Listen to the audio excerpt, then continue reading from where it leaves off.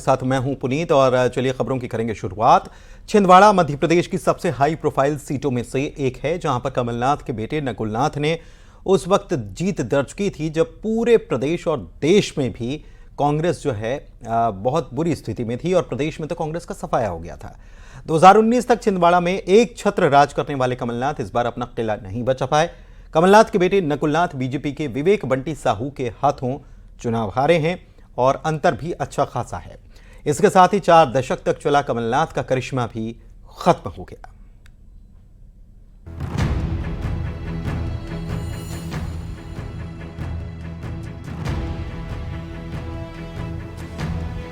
ध्वस्त हो गया कमलनाथ का अभेद्य किला।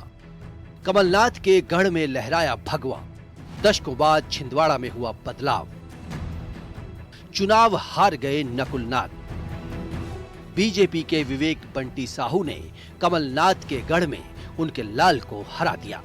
मेरी प्राथमिकता हमारे जिले में जो गरीब वर्ग के लोग हैं उनको मजबूत करना, जरूरतमंदों तक के शासन की योजना को लाभ पहुंचाना और जो छिंदवाड़े के युवा बेरोजगार हैं उनको रोजगार के अवसर उपलब्ध करवाना और छिंदवाड़े को जो मोदी जी देश का विकास कर रहे हैं उस गति विकास में आगे बढ़ाना। जनता का आशीर्वाद है, जनता का प्रेम है, भाजपा कार्यकर्ताओं की मेहनत है, सरकार के प्रति जनता का विश्वास है और सबसे बड़ी बात माननीय यशस्वी प्रधानमंत्री नरेंद्र मोदी जी का नेतृत्व है और उसी का परिणाम है कि मध्य प्रदेश में 29 की 29 सीटें आ रही। माननीय मोदी जी का नेतृत्व और कार्यकर्ताओं की मेहनत, एकजुटता के साथ हमारी सारी पार्टी लगी और उसके कारण सरकार का भरोसा, पिछले 6 महीने से हमारी सरकार है, उसका विश्वास जनता को, तो इसी का परिणाम आया। साल 1980 में कमलनाथ ने छिंदवाड़ा से लोकसभा का पहला चुनाव लड़ा था।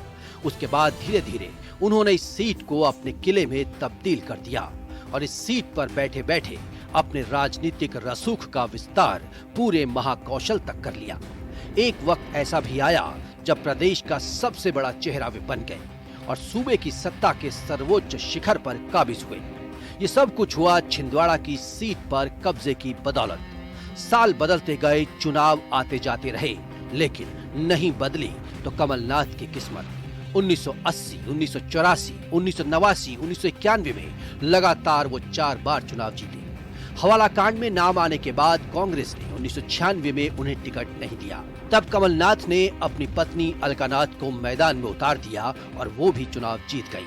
लेकिन दिल्ली के लुटियंस जोन में एक बड़े बंगले की जिद ने उन्हें 1997 में चुनाव हरा दिया। दरअसल कमलनाथ को सांसद रहते हुए दिल्ली के लुटियंस जोन में एक बड़ा बंगला मिला था। जब वो सांसद नहीं रहे तो बंगला खाली करने का नोटिस मिल गया। उन्होंने वो बंगला अपनी पत्नी के नाम पर करवाने की पुरजोर कोशिश की, लेकिन उन्हें बंगला नहीं मिला। उसके बाद उस बड़े बंगले पर कब्जा जमाए रखने के लिए कमलनाथ ने अपनी पत्नी से सांसद पद से इस्तीफा दिलवा दिया। नतीजा 1997 में उपचुनाव हुआ, जिसमें खुद मैदान में उतरे कमलनाथ चुनाव हार गए। बीजेपी के सुंदरलाल पटवा ने उन्हें मात दी। हालांकि 1998 में हुए लोकसभा चुनाव में कमलनाथ ने एक बार फिर छिंदवाड़ा की सीट हथिया ली। 1998 से 2014 तक लगातार 5 लोकसभा चुनाव में कमलनाथ जीतते गए। 2019 में कमलनाथ के बेटे नकुलनाथ छिंदवाड़ा चुनाव लड़े और वो जीत गए। 2019 में छिंदवाड़ा एमपी की इकलौती सीट थी जहां कांग्रेस ने जीत दर्ज की थी। लेकिन 2024 में बीजेपी के विवेक बंटी साहू ने नकुलनाथ को पटखनी दे दी। कमलनाथ ने भी बड़ा दिल दिखाते हुए जनता के फैसले का सम्मान किया। इंडिया गठबंधन के बहुत अच्छे रुझान आ रहे हैं और सबके साथ मिलके इंडिया गठबंधन को गवर्नमेंट बनाने में छिंदवाड़ा और की बात करें, पीछे चल रहे हैं, दिग्विजय सिंह भी पीछे चल रहे हैं। छिंदवाड़ा की जनता जो फैसला करती है मुझे स्वीकार है। इस तरह 9 बार छिंदवाड़ा से सांसद बनने वाले, एक बार पत्नी और एक बार बेटे को सांसद बनवाने वाले कमलनाथ के गढ़ पर भगवा लहरा ही गया।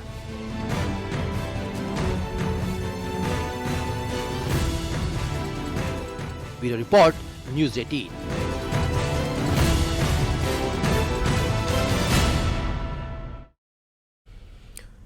और इंदौर में बीजेपी के शंकर लालवानी ने पिछला रिकॉर्ड तोड़ दिया। लालवानी को 2019 से भी बड़ी जीत हासिल हुई और 10 लाख से ज्यादा मतों से वे जीत गए। देश में सबसे बड़ी जीत का उन्होंने रिकॉर्ड भी बना डाला। लेकिन यहां पर नोटा ने भी ऐसा कमाल कर दिया कि सुर्खियों में छा गया। अब तक का अगर रिकॉर्ड देखा जाए तो देश में नोटा का अब तक का सबसे ज्यादा बड़ा रिकॉर्ड यहां पर बन गया, क्योंकि नोटा के वोट 2 लाख से ज्यादा पड़े। एक रिपोर्ट देखिए।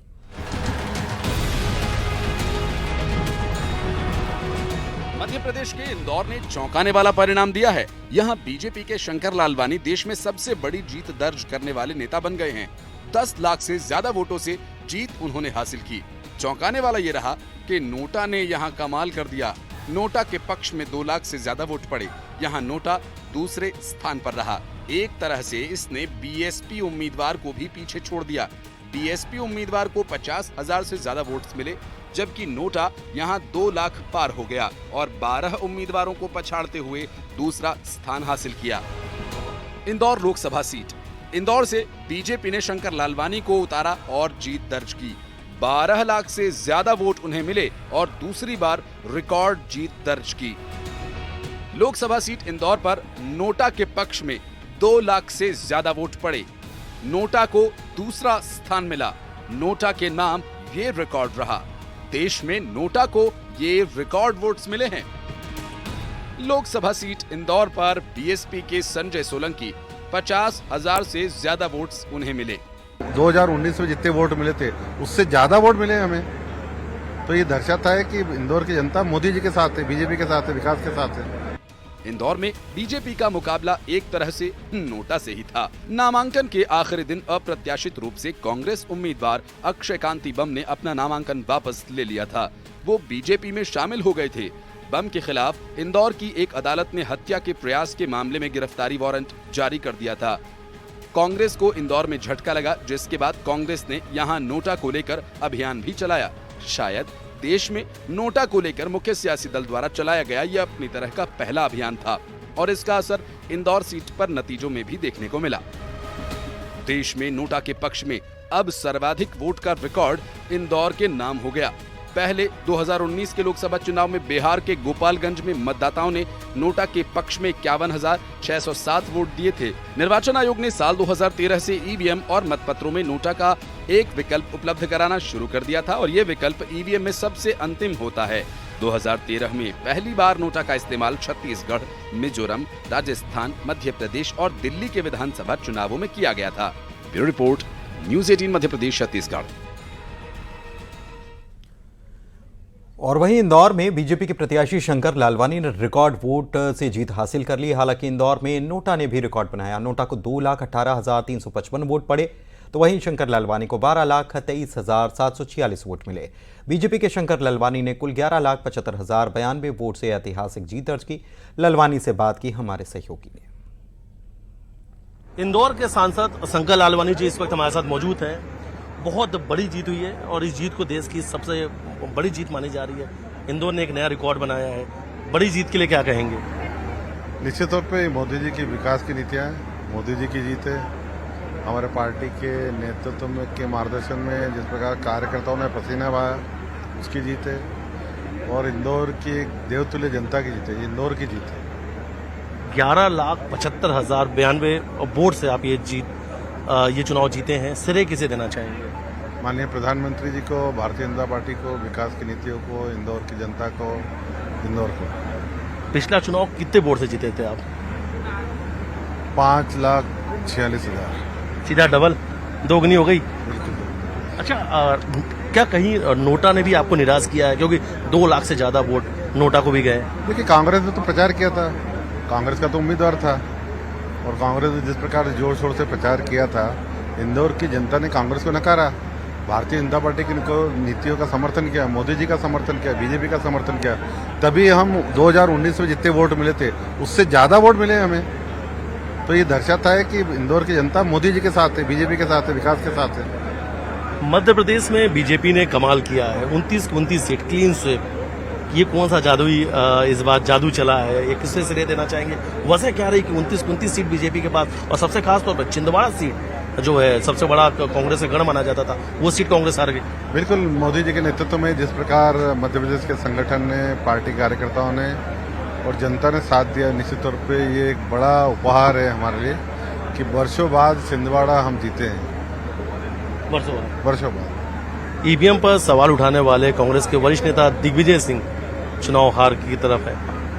देखिए, वो हमेशा जब भी हारते हैं तो इस प्रकार के प्रश्न उठाते हैं और ये सब जानते हैं कि जब हारते हैं तो इस प्रकार की बात करते हैं। जनता भारतीय जनता पार्टी के साथ है, विकास के साथ है, मोदी जी के साथ है। एक अंतिम सवाल, एनडीए जो है 300 के आसपास है, यूपी में जिस तरीके से परिणाम सामने आए कहीं ना कहीं निराश किया, कहाँ कुछ चूक लगता है आपको, कहाँ कुछ चूक हो गई?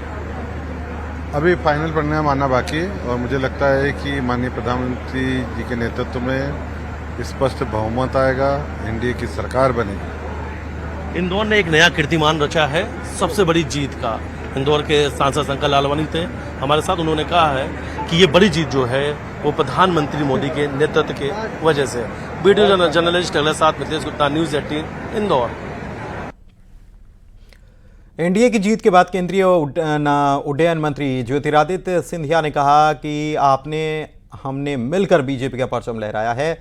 हृदय की गहराइयों से एक एक सेनापतियों को दिल से धन्यवाद देता हूं। कहा कि हमने एक साथ मिलकर ये युद्ध लड़ा है। मेरे सभी सेनापतिगण, इस युद्ध में जो आप और हमने मिलकर भारतीय जनता पार्टी का परचम लहराया है, मैं हृदय की गहराइयों से मेरे एक एक सेनापति को दिल के गहराइयों से मैं धन्यवाद अर्पित करना चाहता हूं। हमने सब साथ मिलकर ये युद्ध लड़ा है और ये मैं आपको विश्वास दिलाना चाहता हूं कि जीवन के अंतिम क्षण तक आप मेरे हो, मेरे परिवार के जन हो, मैं आपका हूं और सदैव आपका ही रहूंगा। जो मेहनत, मशक्कत और परिश्रम एक एक मेरे सेनापति, मेरे कार्यकर्ताओं ने इस चुनाव में, इस युद्ध में अपनी खून पसीना को एक करके भारतीय जनता पार्टी का कमल का फूल को जिस तरीके से गुना शिवपुरी में लहराया है, मैं आपका ऋणी हूं और सदैव ऋणी रहूंगा। आप सबका दिल की गहराइयों से बहुत बहुत धन्यवाद। और केंद्रीय उड्डयन मंत्री और गुना से बीजेपी के प्रत्याशी ज्योतिरादित्य सिंधिया की जीत पर उनके बेटे महान आर्यमन सिंधिया ने गुना शिवपुरी की जनता का आभार जताया। कहा कि आपने हमें जीत दी है, अब गुना में विकास की रफ्तार तेज होगी। इतनी बड़ी जीत के लिए आपका धन्यवाद। जो अपने युवाओं को और अपनी प्यारी गुना की जनता को बहुत बहुत धन्यवाद कहना चाहूँगा। आपने हमें आशीर्वाद दिया है और हमें सहयोग दिया है। इतने बड़े जीत का मैं अपने कार्यकर्ताओं को भी बहुत बहुत धन्यवाद देना चाहूँगा। सच में आप सब ने इस इंजन में अपना प्यार और विश्वास का तेल डाला है और अब हम जल्द ही आपके बीच में आएंगे और फिर से गुना को विकास और प्रगति के मार्ग पे लेके आएंगे। छिंदवाड़ा के बीजेपी प्रत्याशी विवेक बंटी साहू के घर पर जश्न का माहौल रहा। उनके घर पर बड़ी संख्या में बीजेपी के कार्यकर्ता बधाई देने पहुंचे। इस दौरान न्यूज 18 से खास बातचीत में बंटी साहू ने कहा कि छिंदवाड़ा के विकास के लिए काम करूंगा। उन्होंने कहा कि मोदी सरकार की योजनाओं को जमीन पर लागू करेंगे। उन्होंने कमलनाथ और उनके परिवार ने छिंदवाड़ा की जनता के साथ छलावा किया, ये भी आरोप लगाया और कहा कि यही कारण है कि अपने बेटे विवेक पर जनता ने भरोसा जताया है और भरोसे पर मैं खरा उतरूंगा।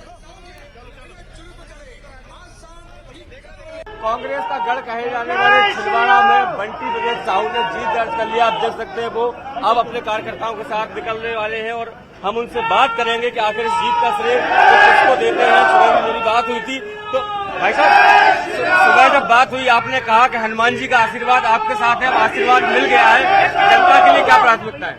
मेरी प्राथमिकता हमारे जिले में जो गरीब वर्ग के लोग हैं उनको मजबूत करना, जरूरतमंदों तक के शासन की योजनाओं को लाभ पहुंचाना और जो छिंदवाड़े के युवा बेरोजगार हैं उनको रोजगार के अवसर उपलब्ध करवाना और छिंदवाड़े को जो मोदी जी देश का विकास कर रहे हैं उस गति विकास में आगे बढ़ाना। क्या लगता है कि क्या बड़े कारण रहे आपकी जीत में? क्या कारण रहे आपकी जीत में? पिछले 42 वर्षों से छिंदवाड़े के लोगों को धोखा, परिवारवाद और जो जिस तरीके से कमलनाथ जी ने एक डर्टी पॉलिटिक्स चालू करी, चाहे हमारे श्रद्धेय प्रतुल जी के समय या प्रहलाद पटेल जी के समय और अभी इस समय करी, उसका जनता ने, छिंदवाड़ा जनता ने जवाब दिया।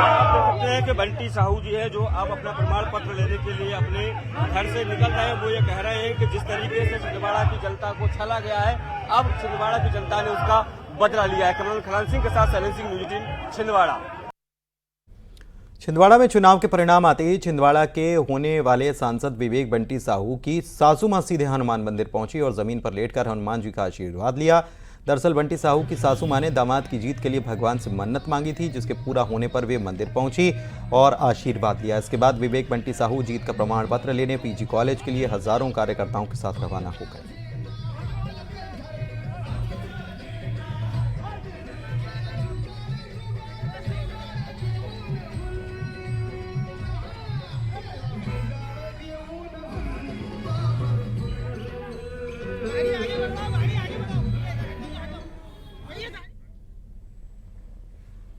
विदिशा लोकसभा सीट से जीत के बाद शिवराज सिंह चौहान ने कहा कि मध्य प्रदेश ने पीएम मोदी को 29 कमल सौंपे हैं। नरेंद्र मोदी तीसरी बार प्रधानमंत्री बनेंगे और देश को आगे बढ़ाएंगे।